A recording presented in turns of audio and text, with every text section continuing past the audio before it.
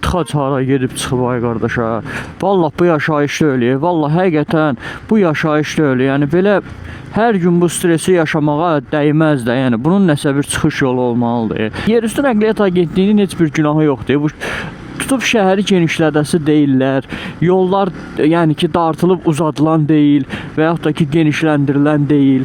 Ya insanlar alternativ nəqliyyat vasitəsindən istifadə eləməlidir. Demirəm motosiklet olsun, skuter olsun, velosiped olsun. Onsuz da artıq əvvəlki kimi deyil. İşdən çıxanda özüm görürəm ki, artıq insanlar alternativ nəqliyyat vasitəsinə keçir. Məsələn, skutera. Bu yana da bax arada çıxanda qardaş. Skutera keçirlər, nə bilim velosipedə keçirlər. Baxırsan ki, adama xoş gəlir də. Baxırsan ki, kostyumda, solidni, hansısa bir yəqin ki, dövlət işində işləyir. Bəlkə də hansısa yüksək vəzifədə işləyir. Axşamlar işdən evə gedəndə bilir ki, onsuz da 100 minlik maşın da olsa gəlib tıxacda ən azından minimum bir saat keçirdəcək də. O 1 saatın əvəzinə kostyumun üzərində rahat şəkildə skuterla gəlir. Həmin o 1 saatlıq yolu 10 dəqiqə, 15 dəqiqə gəlir çatır evinə. Kostyumu soyunur.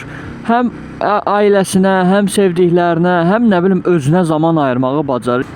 Hal-hazırda saat 8:24-dür. Mən Azneft meydanındayam və əminliklə deyə bilərəm ki, o Yasamal Asan xidmətə qalxan yoldakı maşınların bəziləri hələ indi təzə bir sözlə asan xidmətə çatırlar.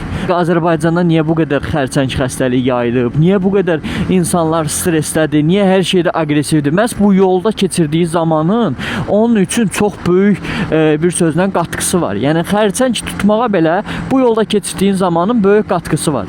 Ona görə bu alternativ nəqliyyat vasitələrindən istifadə eləyərək bir sözlə xərçəngin qarşısını belə ala bilərik.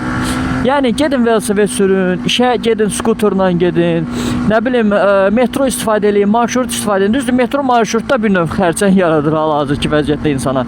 Amma ən azından velosiped yaratmır, skuter yaratmır, sənə azadlıq ruhunu verir, rahat şəkildə gedə bilirsən, evə ən azından vaxtında çatırsan, hətta vaxtından da tez çatırsan.